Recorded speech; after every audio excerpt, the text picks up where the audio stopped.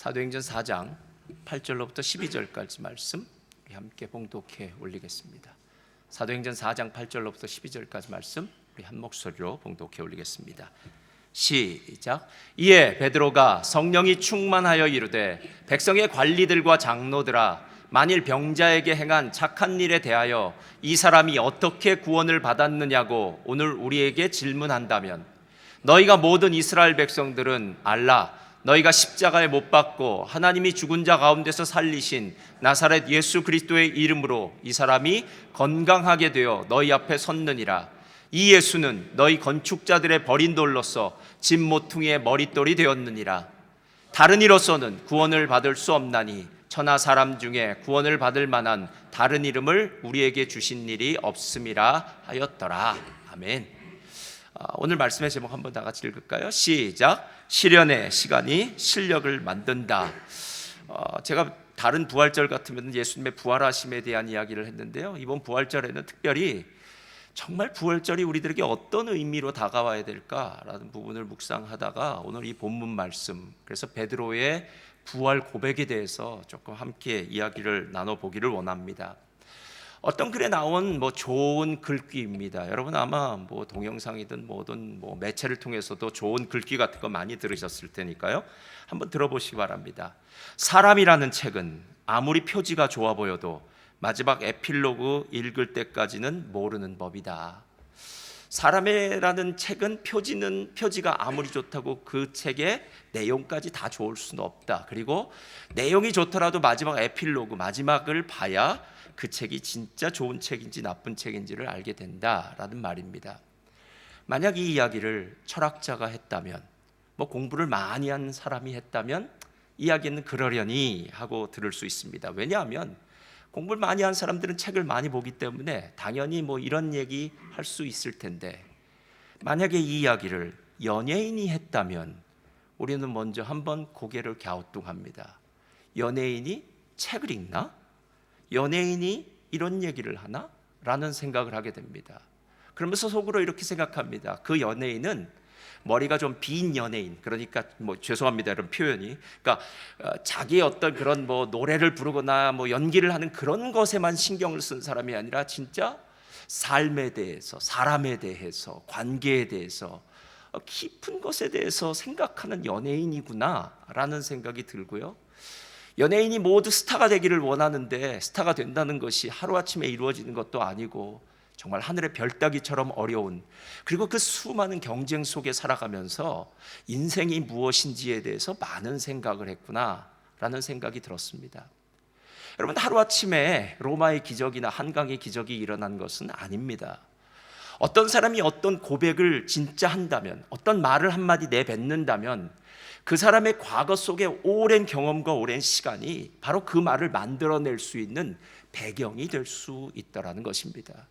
앵무새처럼 남의 말을 이야기할 수는 있어도 진짜 이야기는 앵무새처럼 이야기할 수 있는 것이 아니라 경험을 겪어야 한다는 것입니다.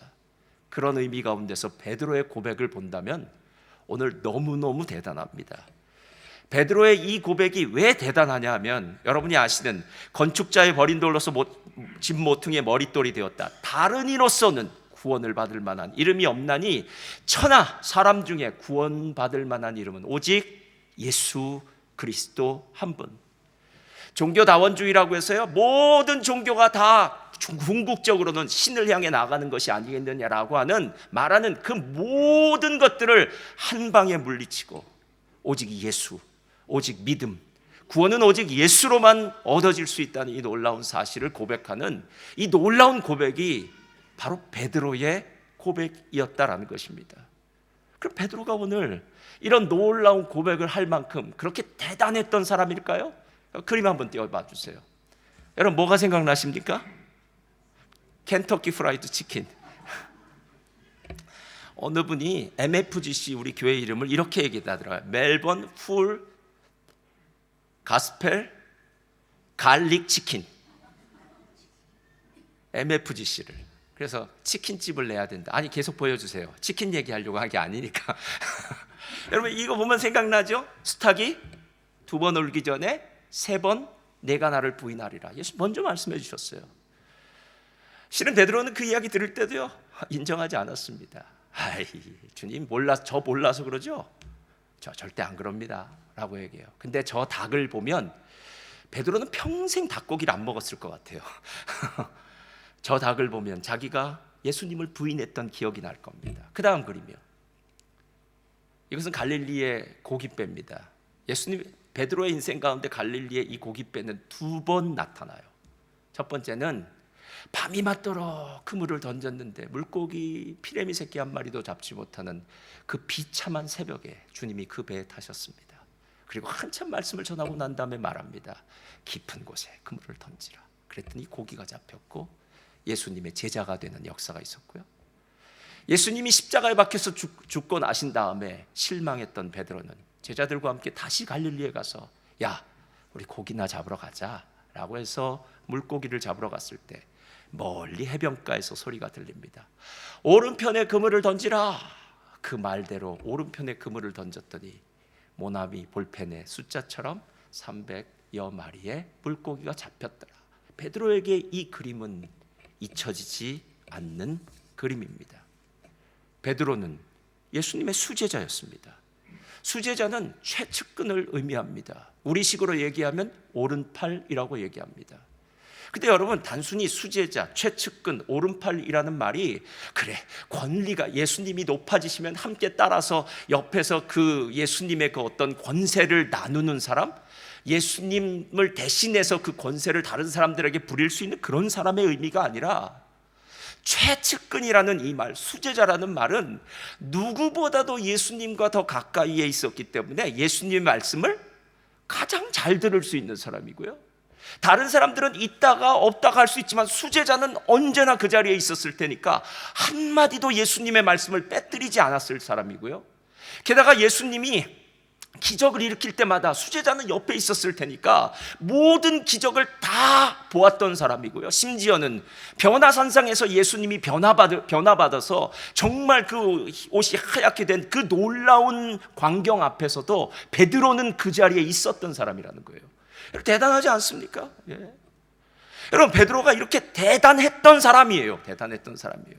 근데 진짜 베드로의 대단함은 어디에 있냐면 우리가 너무나도 잘 아는 베드로의 고백에 있습니다. 마태복음 외우기도 쉬워요. 16장 16절.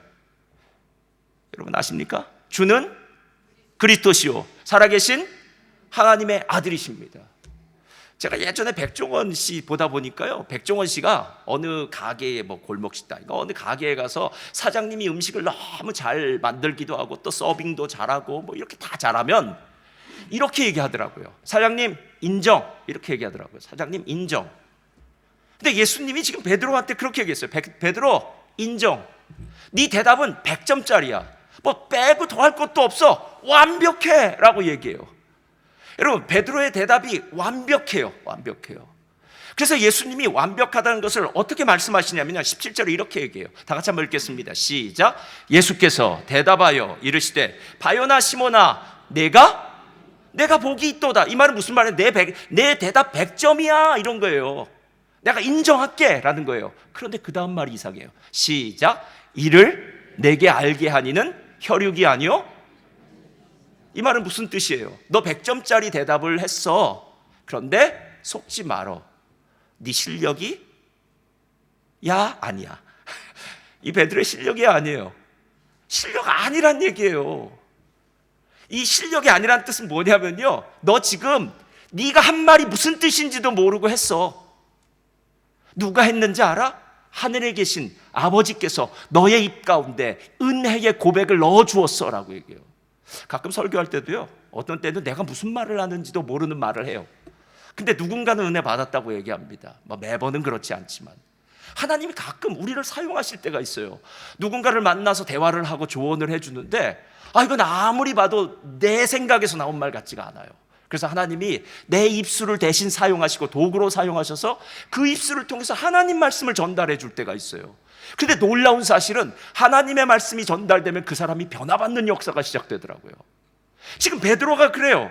더군다나 베드로의 이 말 다음에 무슨 말이 나오면 너는 베드로라, 반석이다. 이름이 피터, 반석이다. 베드로, 페트로스, 반석이다. 내가 이 교회를 이 반석 위에 지으리라. 베드로 위에 지으리라. 그리고 난 후에 내가 천국의 열쇠를 너에게 주노니 이 땅에서도 매면 하늘에서도 맬 것이요 이 땅에서 풀면 하늘에서도 풀리라는 어마어마한 축복을 베드로에게 주세요. 근데 이건 베드로가 100점짜리 고백을 자기 실력대로 했기 때문이 아니라 하나님의 100점짜리 은혜로 그 고백을 하게 하고 그 은혜를 주신 하나님입니다. 근데 여러분 그거 아세요? 베드로가 그 고백과 그 약속을 딱 듣고 난 다음에 마음이 한껏 올라갔겠죠? 교만해졌겠죠? 예수님은 그 다음부터 이런 말씀을 하십니다. 내가 이제 예루살렘에 올라가서 대제사장들에게 고난을 받고 십자가를 져야겠다 했더니 베드로가 딱 나서더니 뭐라고 합니까? 주님, 그런 말씀하지 마십시오. 안 됩니다 라고 얘기해요. 그때 예수님이 베드로에게 했던 말은 정말 무서워요. 좀 전에 했던 말은 어디고 또 다른 말은 이런 말을 하는지 몰라요. 사탄아, 내 뒤로 물러가라. 내가 하나님의 일은 생각하지 않고 사람의 일만 생각하는구나. 여러분 가끔 우리가 진짜 실력이 없음에도 불구하고 실력이 있는 것처럼 우리를 착각해요. 우리가 한국 교육에 대해서 얘기할 때 한국 교육의 가장 큰 문제를 우리가 주입식 교육이라고 얘기해요. 그것이 나쁘다 좋다를 지금 여기서 얘기하는 게 아니라 주입식 교육이라고 해요. 주입식 교육은 암기 위주의 교육이에요. 저도 참 암기 잘했어요 예전에. 암기하는 거예요. 달달달달달달 외워서 시험 전날에 막 외워서 밤새 외웠어요. 그 다음날 시험날 다 쓰면 돼요. 그리고 난 다음에 시험 끝나고 난 다음 날은 신기해요. 외웠던 게 하나도 생각이 안 나요. 시험 당일만 생각나요. 근데 이렇게 주입식 교육, 암기식 교육을 다 하고 나면 어떤 문제가 생기냐면 내가 어떤 문제를 만났을 때 창의적인 생각을 못 해요. 그래서 암기식, 주입식 교육의 폐해가 이런 것이다 라고 얘기하면서 요즘 논술도 쓰고 대화식도 하고 여러 가지 일을 하는 걸 제가 보았어요. 여러분 진짜 실력이 있다고 착각했지만 문제 앞에 딱 가보면 실력이 없는 내 모습이 적나라하게 드러나더라 라는 것입니다. 적나라하게. 베드로가 그랬어요. 근데 더 슬픈 거는요, 베드로는 여기서 끝났다면 그래도 베드로가 그래도 괜찮다, 이 정도 예수님이 사탄아 내 뒤로 물러가라 이 소리 듣고 깨달았다면 그래도 베드로가 대단하구나 라는 생각이 들었는데 베드로는 거기서 멈추지 않아요. 여러분이 너무나 잘 아시는 얘기, 아까 닭을 보았던 얘기를 알아요. 베드로는 처절하게 실패합니다. 얼마나 처절하게 실패하냐면요, 이 정도 처절하게 실패하면 스스로 목숨을 끊고 싶을 정도로 처절해요. 왜냐? 예수님이 이제 예루살렘으로 올라갈 때 마음이 너무 힘드셨어요. 왜냐하면 이번엔 십자가에 달려 죽으셔야 되는 일 때문에. 그래서 제자들과 함께 올라가는 그 길이 너무너무 힘들었어요. 지난주 종려주일 했지만 종려주일로 사람들이 환호해도 예수님 마음에는 십자가에 대한 이 짐이 너무 무거우셨어요.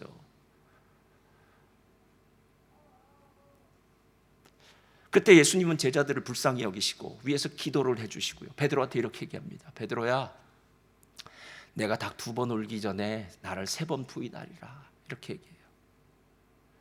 그런데 너무 걱정하지 마라. 내가 너를 위해서 중보 기도하니까 너 나중에 회복되어지고 난 다음에 형제들을 주님 앞으로 잘 이끌어라. 이 말까지 다 해주세요. 근데 그때 베드로가 이렇게 얘기해요.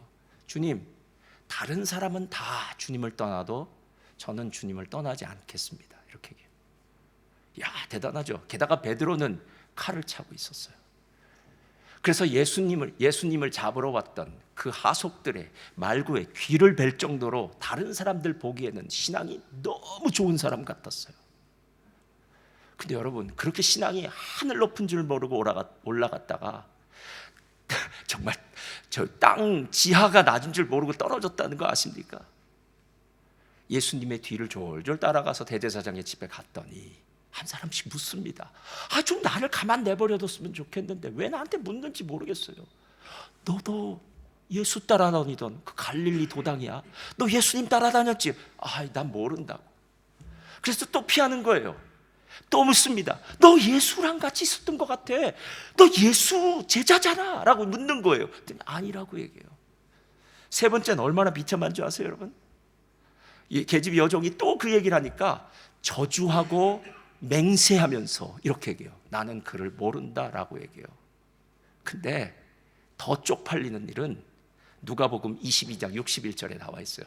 펴주세요. 다 같이 읽겠습니다. 시작. 주께서 돌이켜 누굴 봤다고요? 누구랑 눈이 마주친 거예요? 예수님이요.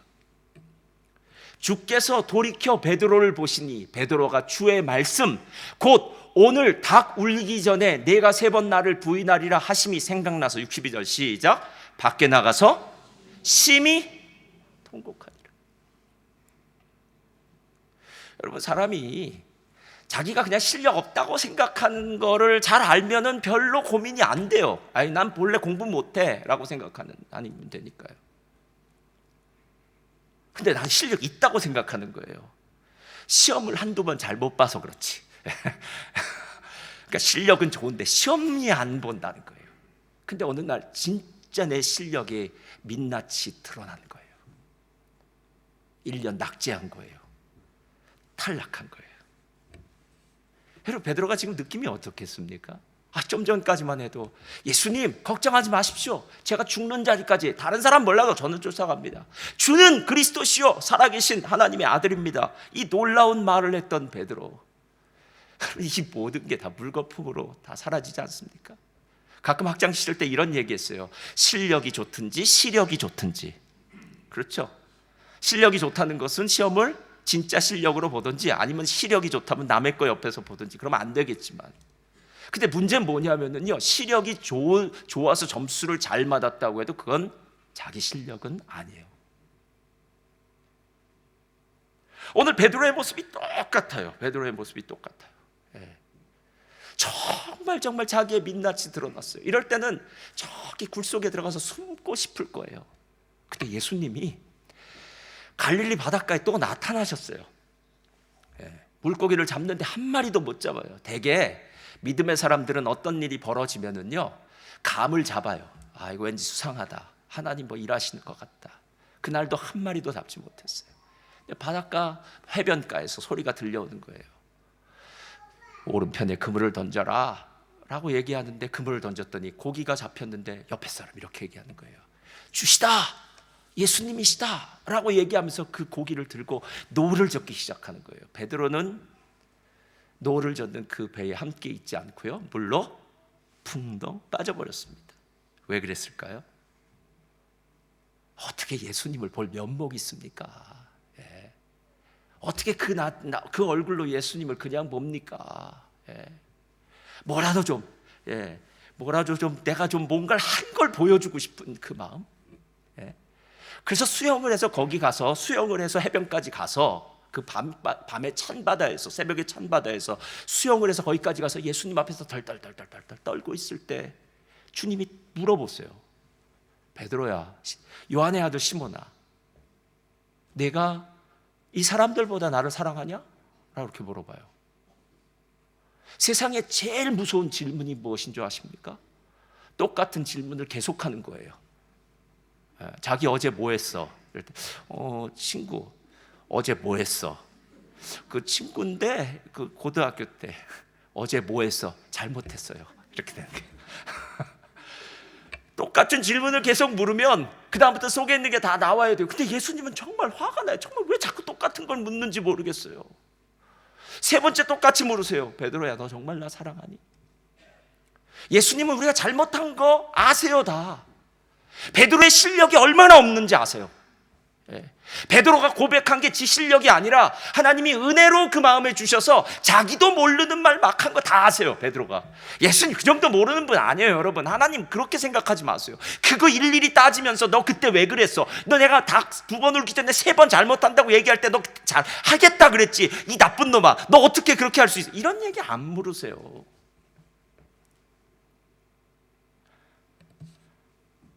세 번째 예수님이 내가 나를 사랑하냐 물으니까 베드로가 이렇게 대답해요. 3번째 이르시되 요한의 아들 시몬아, 내가 나를 사랑하느냐 하시니 주께서 3번째 내가 나를 사랑하시냐 하심으로 베드로가 근심하여 이르되, 근심하여 이르답니다. 이건 뭐예요? 주님은 내 신앙의 민낯을 다 아시는구나. 내가 진짜 실력 없는 거 아시는구나. 내가 얼마나 한심한 걸 아시는구나. 여러분, 싸움이 어디서 난 줄 아십니까? 잘난 사람들이 모이면 싸워요. 근데 못난 사람들이 모이면 어디도 싸우지 않습니다. 왜냐하면 잘난 사람들은 언제 이렇게 얘기해요. 너 때문이야. 너 때문에 평균 점수가 떨어졌어. 너가 잘못해가지고 우리 팀이 지금 진 거야. 아니 너 때문에 문제라니까 라고 얘기해요. 근데 자기 실력을 진짜 아는 사람은요, 무슨 일이 벌어지면 죄송해요, 저 때문이에요, 이렇게 얘기해요. 아니 세상에 저 때문이에요 라고 하는데 거기에 무슨 문제가 있겠습니까? 베드로가 지금 한껏 올라갔던 진짜 실력이 아니라 가짜 실력이죠. 가짜 실력이 하루아침에 와르르 무너져 버려서 예수님의 갈릴리 바닷가, 그 디베라 바닷가 앞에서 자기의 신앙의 민낯이 드러난 거예요. 주님, 주께서 모든 것을 아시오매 내가 주님을 사랑하신 줄을 주님이 아시나이다. 여러분, 베드로의 오늘 고백은 사도행전 4장에 나와 있는 고백, 이 사도행전 4장에 나와 있는 고백이 뭐냐면 이 고백이에요. 베드로와 요한이 제9시 기도 시간에 성전을 들어가서 기도를 드리려고 해요. 근데 성전 미문이라는 아름다운 문이 하나 있었어요. 그 앞에 날 때부터 앉은뱅이가 있었어요. 근데 그 앉은뱅이가 평소에도 그냥 매번 얘기할 때도 들었는데 그날은 좀 특별했던 것 같아요. 베드로와 요한을 보면서 돈을 좀 구걸한 거예요. 우리 돈 뭐 한 푼 줍시오 그랬겠죠. 그랬더니 베드로와 요한이 그 앉은뱅이를 보면서 이렇게 얘기한 거예요. 금과 은은 내게 없거니와 내게 있는 것으로 내게 주노니 곧 누구의 이름으로? 나사렛 예수 그리스도의 이름으로 일어나 걸어라, 이렇게 얘기한 거예요. 그랬더니 이 사람들이 벌떡 일어나고요, 그 사람과 함께 성전을 들어간 거예요. 그러니까 난리가 났죠. 누가 제일 난리 났냐면 예수님을 십자가에 못 박았던 대제사장들, 서기관들, 성전의 관리들이 난리가 난 거예요. 이런 일은 있을 수 없으니까. 그래서 베드로와 요한을 붙잡아다가 신문을 하기 시작한 겁니다. 그 신문을 할 때 나온 얘기와 고백이 이거예요. 야, 도대체 이 사람한테 너 무슨 짓을 한 거야? 라고 물을 때 그때 얘기한, 이 사람이 이렇게 건강하게 된 거 너 누군지 알아? 너희들이 십자가에 죽이고 하나님이 살리신 예수 그리스도가 이 사람을 건강케 했어. 건축자의 버린 돌이 집 모퉁이의 머릿돌이 되었어. 천하 만민 중에 예수 그리스도의 이름 외에는 구원을 받을 자가 없어 라고 대답한 거예요. 여러분, 이 고백이 그냥 고백이라고 생각합니까? 아니면 지금까지 자기의 삶 가운데 있었던 영욕이라고 하잖아요. 영광스러운 순간들, 치욕스러운 순간들을 다 경험하고 나니까 지금 이 이야기가 진짜 나올 수 있냐는 거예요. 저는 우리를 하나님이 만들어 가시는 방법이 있을 것 같아요. 제가 며칠 전에 설교를 듣다가 너무 감격해서 울었어요. 근데 감격해서 운 이유가 있어요. 너무너무 가슴이 아파서 울었어요. 겟세마네 동산의 기도 때문에 그랬어요. 그 설교자가 이렇게 얘기하더라고요. 예수님 뭘 잘못했나요? 예수님이 이 정도면 되지 않을까요? 하나님을 위해서 이 정도 헌신했으면. 예수님 3년 반 동안 여우도 굴이 있고 새도 둥지가 있지만 인자는 머리 둘 것도 없다 그랬잖아요. 예수님이 3년 반 동안 하신 일이, 자신을 위해서 하신 일이 하나도 없잖아요. 여러분, 고통받으시고 핍박받으시고, 아니 이 정도면 된 거 아닌가요?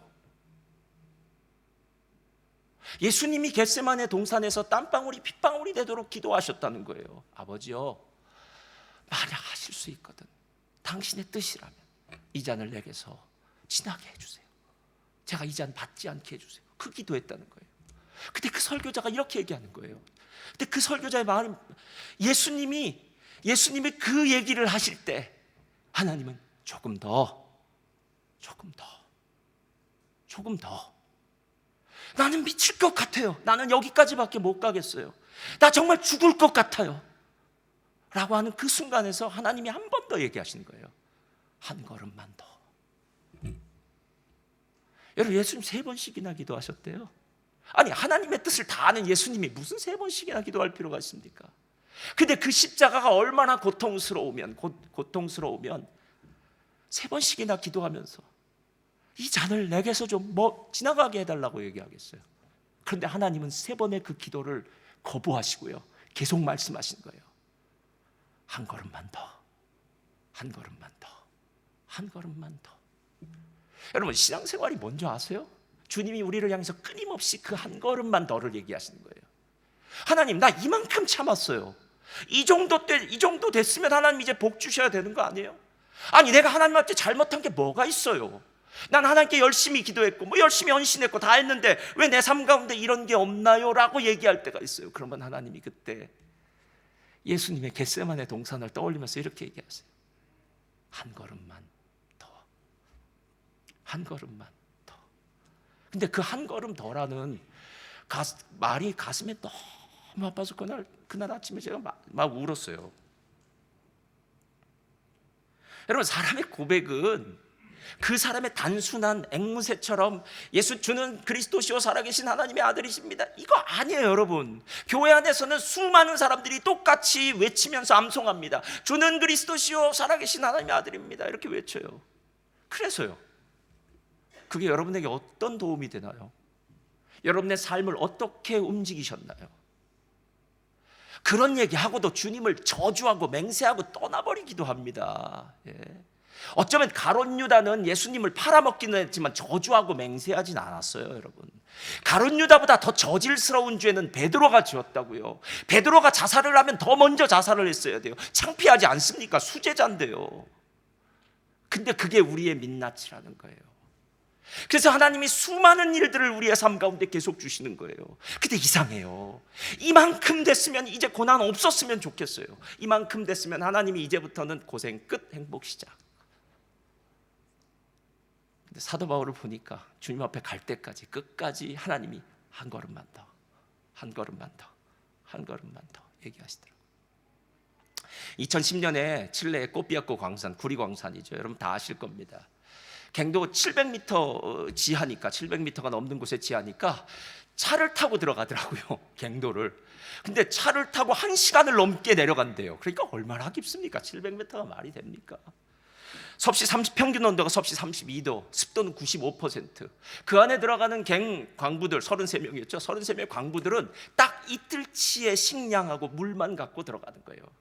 근데 만약에 그 안에서 무슨 문제가 터지면 죽는 거예요. 근데 문제가 터졌어요. 그들은 생사의 갈림길에서 왔다 갔다 했어요. 그들은 들어갈 때는 광부였는데 나올 때는 영웅이 되어 나왔어요. 왜냐하면 69일 동안에 처절한 생과 사의 갈림길에 시련을 받았기 때문에 그래요. 그 중에 사무엘 아발로스라는 사람이 땅속에 갇혔던 시간, 그러니까 그 69일 동안 갇혔던 시간에 대해서 물었더니 이렇게 대답했대요. 인간은 약하기 그지없는 존재입니다. 전혀 예상치 못한 순간에 삶이 끝날 수도 있습니다. 현재를 살고 즐기세요. 지금 바로 이 순간 말입니다. 너무 많은 계획을 세우지 마세요. 우리가 겪은 일에 비하면, 그 사람들이 700m 갱도 속에서 겪은 일에 비하면 여러분의 문제는 너무나도 사소합니다, 이렇게 얘기해요. 지금 생과 사의 갈림길에 있던 이 광부들이 지금 우리가 갖고 있는 문제를 본다면 너무 사소하다고 얘기를 했대요. 그리고 난 다음에 마지막 이렇게 얘기합니다. 어려움을 잘 극복하고 남을 돕는 능력을 키우십시오. 왜냐하면 그 안에 있는 사람들이 함께 서로 돕기 시작했거든요. 여러분, 이런 얘기는 아무나 할 수 있는 얘기입니다. 저도 할 수 있고 여러분도 할 수 있어요. 여러분이 자녀들한테 잔소리할 때 이런 식으로 얘기할 거예요. 아마, 야, 인생, 우린 연약한 존재야. 인생은 짧어. 그러니까 뭐 만후 계획하지 말고 하루하루를 즐겁게 해서, 뭐 이런 얘기 다 할 수 있죠. 근데 왜 이 이야기가 우리에게 무게감 있게 다가옵니까? 그것은 69일 동안 생사의 갈림길에 있었던 사람이 가장 처절한 고통을 당하고 난 다음에 우리에게 이야기하는 한마디이기 때문에 그래요. 저는 오늘 베드로의 말을 들으면서 가슴이 더 뜨거워졌습니다. 왜냐하면 베드로는 진짜 부활의 주님을 만났어요. 그거 아닙니까, 여러분? 우리에 있어서 가장 큰 문제는요, 고난주간 동안은 한참 슬퍼해요. 제가 예전에 있었던 교회에서 고난주간에 박수 쳤다고 어떤 권사님이 찾아와서 저한테 얼마나 뭐라 그랬는지 몰라요. 고난주간에 박수 치면서 찬송했다고. 어떻게 고난주간에 박수를 치냐 이거예요. 그래서 제가 미안하다 그랬어요. 그래서 안 치겠다고. 대신 수요일부터 안 치겠다. 왜냐면 월요일부터 안 치는 건 좀 심하죠. 그래서 수요일부터 안 치겠다고. 우린 고난주간이 되면 다 슬퍼해야 돼요. 분위기가 슬퍼야 돼요. 그런데 딱 부활주일만 되면 이젠 기뻐해야 돼요. 갑자기 어제까지 내 모습은 다 사라지고 오늘은 기뻐요. 근데 내일은 뭐 하시겠습니까? 내일은 뭐 할지 저는 알아요. 고난주간 이전으로 돌아가는 거예요. 그때 그 모습, 별 상관없는 모습, 그냥 또 하루는 지나가죠. 한 가지 다른 게 있어요. 이스터 할리데이니까 어디 여행 갔다 오시면 돼요. 그건가요, 여러분? 여러분, 왜 수많은 부활절을 우리가 맞이하면서도 그 부활절이 부활절답지 않게 맞이했는 줄 아십니까? 진짜 고백이 안 나와서 그래요. 진짜 고백이요. 나의 삶의 시련이 나를 저 단단하게 하고, 맞아, 주님은 살아계셔, 주님은 부활하셨지, 예수님의 이름은 능력이 있어, 하나님은 좋으신 분이야, 내가 지금 시련 가운데 있지만, 고난 가운데 있지만 하나님 나와 함께 하셔. 할렐루야. 여러분, 이런 가운데서 한마디를 내뱉으면 그게 진짜 오늘 부활에 대한, 부활절에 대한 고백이 아니겠느냐라는 것입니다. 시편이 이렇게 이야기합니다. 고난 당하는 것이 내게 유익이라, 이로 말미암아 내가 주의 율례를 배우게 되었습니다. 고난은 축복입니다, 여러분. 그게 무슨 뜻이냐면 하나님이 우리에게 마지막 얘기하시는 거예요. 나는 이만큼이면 됐다고 얘기할 때, 찬양팀 앞으로 나와주시고요, 이만큼이면 됐다고 얘기할 때 하나님은 한 걸음만 더, 한 걸음만 더, 그리고 그 한 걸음을 더 나갔을 때에 그때 고백하는 그 고백은 처절한 고백이라는 거예요. 땀방울이 핏방울이 되어서 겟세마네 기도를 끝나고 난 다음에 예수님의 가상칠언은 한마디 한마디가 정말 주옥 같았어요. 예수님의 가상칠언은 겟세마네 기도를 통과했기 때문에 그 입에서 나올 수 있었던 놀라운 축복이에요. 예수님이 십자가의 고통이 없었다면 그런 건 없었을 겁니다. 우리의 삶도 마찬가지예요. 더 처절한 고통이요? 아니에요. 하나님이 허락하신 만큼의 처절한 일들이 있을 수 있어요. 저를 따라하시 바랍니다. 처절한 고통은 우리의 끝이 아닙니다. 우리의 끝은 하나님의 영광입니다. 믿으십니까?